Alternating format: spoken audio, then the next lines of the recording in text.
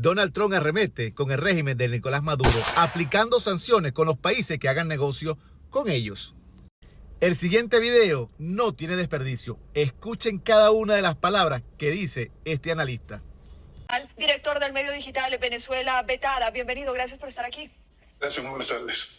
Señor Leal, arranquemos porque todas estas sanciones se están imponiendo a Venezuela por el hecho de no querer o negarse a recibir los migrantes que Donald Trump le está enviando, más no por un tema democrático o alguno otro que haya logrado la oposición.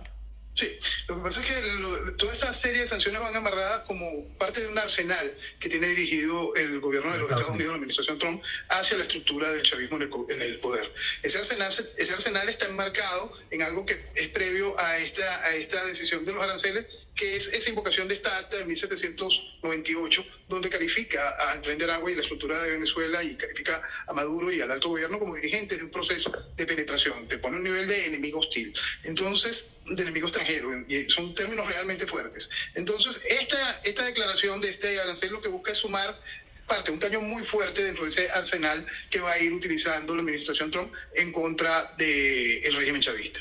Un poco es, señor Leal, volver a apretarle a Nicolás Maduro en una industria que venía los últimos meses un tanto recuperándose, por así decirlo. Pero, ¿quiénes son los países compradores que se verían afectados con los aranceles que ya se impondrían la próxima semana? Sí, lo más importante son China e India, ¿no? Serían los que estuviesen, sobre todo China, porque para más muchas de las refinerías chinas están ya preparadas para el petróleo el tipo de petróleo del tipo venezolano. También se vería muy afectado todo lo que tiene que ver con el Caribe cercano, todo lo que tiene que ver con lo que era bañado por la estructura del Caribe, que continúa recibiendo muchos de los beneficios que trae el chavismo en su desarrollo político. Lo más fuerte se va a ver en China y en India. China, por supuesto, ya de una vez dijo que no iba a hacer más compra de petróleo. No hemos visto declaraciones de India en ese sentido, pero también hay que entender que aquí hay un juego, ¿no? En la declaración propiamente dice que cualquier país pudiese recibir la sanción.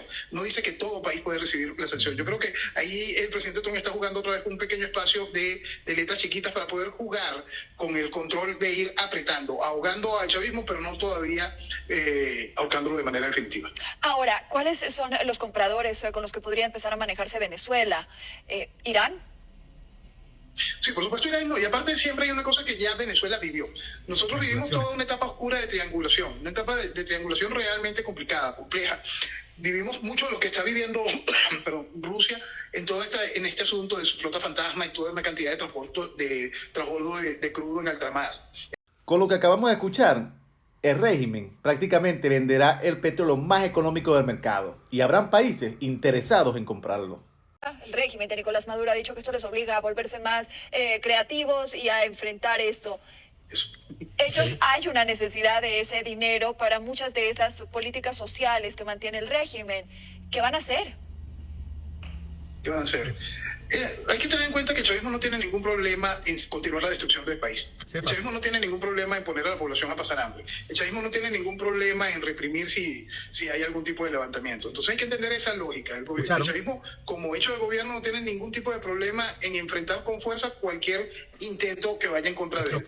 El chavismo tiene muy, muy claro cómo colocar toda una estructura logística para poder seguir atendiendo a las clases bajas de la población y para generar una especie de control político social a través de distintos mecanismos, los cuales ya son 25 años. Estamos hablando de un cuarto de siglo de un proceso que ha venido trabajando en distintas maneras para poder tener el control de la población. Es decir, ¿el ingreso se va a mermar? Sí. ¿Pero eso trae inconveniente en realidad para el gobierno? No. Yo tengo una teoría muy particular que viene con respecto a lo sucedido en el desconocimiento del resultado de las elecciones del 28 de julio. El chavismo está abandonando su función de tiranía constitucional para entrar de manera formal al hecho de tiranía fáctica. Y en ese proceso de tiranía fáctica, por supuesto, aplicar mecanismos de control aún más severos. Prácticamente Donald Trump está diciendo a quién se le va a vender petróleo y cuánta es la cantidad de petróleo que se le vende a los países interesados. Ese es el análisis que se le da a todo este tipo de sanciones y restricciones que está haciendo Donald Trump.